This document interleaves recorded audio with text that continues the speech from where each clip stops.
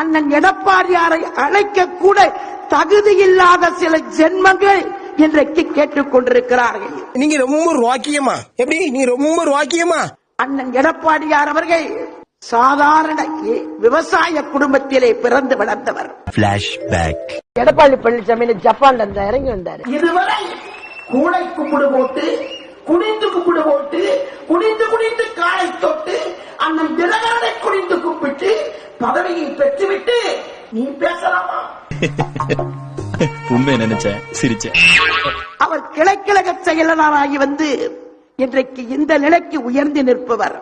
எங்க அப்பா உலகத்துல தோசையை திரி போட்டு பாத்திருக்கேன், இப்ப இட்லியவே திரி போடுறாளே. அண்ணன் எடப்பாடியாரிடம் அம்மாவை பாருங்கள். அம்மா அம்மா அம்மா அம்மா தாயே, நீ ஊருக்குள்ள திரியிற. அண்ணன் எடப்பாடியாரிடம் புரட்சி தலைவர் எம்ஜிஆர் அவர்களை பாருங்கள். அண்ணன் எடப்பாடியாரிடம் புரட்சி தலைவர் எம்ஜிஆர் அவர்களை பாருங்கள்.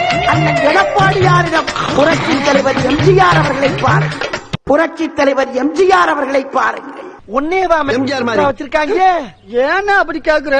இல்லப்பா, எம்ஜிஆர் மாதிரி மூஞ்சி உனக்கு இல்லையடா. களத்திலே அவர் நமக்கு தோள் கொடுப்பார். நல்லா காக்காப்புடி என்ன பிடிச்சாலும் அங்க ஒன்னும் மசிய போறதில்ல. நம்முடைய வெற்றி தொட்டுவிடும் தூரத்திலேதான் இருக்கிறது. அது எத்தனை கிலோமீட்டருக்கு அங்கிட்டு கிடக்கும்? கடுமையாக உழைப்போம். அண்ணன் எடப்பாடியாரை மக்கள் விரும்பியபடி முதலமைச்சராக ஆக்கி காட்டுவோம் என்று.